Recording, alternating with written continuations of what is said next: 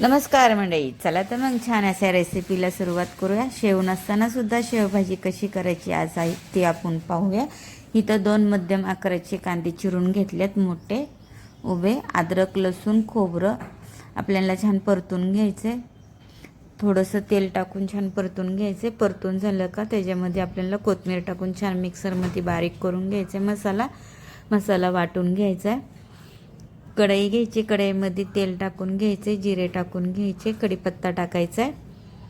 आपले घरचे मसाले सगळे टाकून घ्यायचे. इथं मी घरचा मसाला टाकला आहे 1-2 चमचे. 1 चमचा मिरची पावडर, हळद टाकून घेतलेली आहे.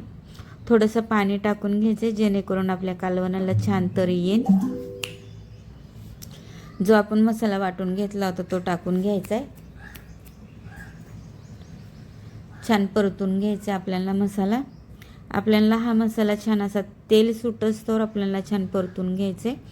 मिक्सरचा भांडं मी धुवून टाकून घेतले. त्याच्यामध्ये छान आपल्याला मसाला तेल सुटस्तोवर भाजून घ्यायचे.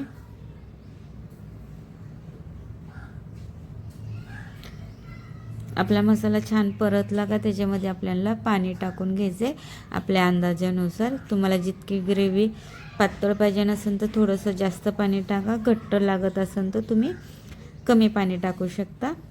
आपला मसाला तुम्ही बघू शकता छान इथं परतून झालेला आहे. आपल्या मसाल्याला छान असं तेल सुटलेलं आहे.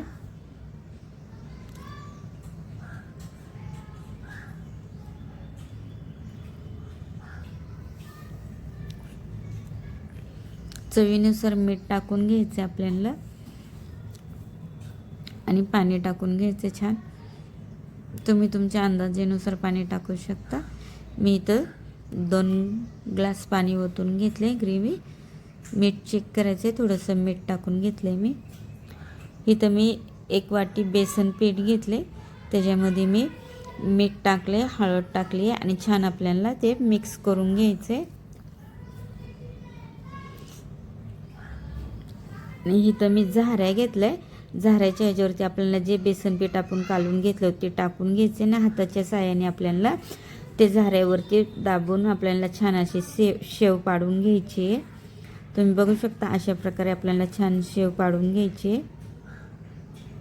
अगदी बाजारातली शेव असते त्याच्यापेक्षा छान लागते ही भाजी. एकदा नक्की करून बघा.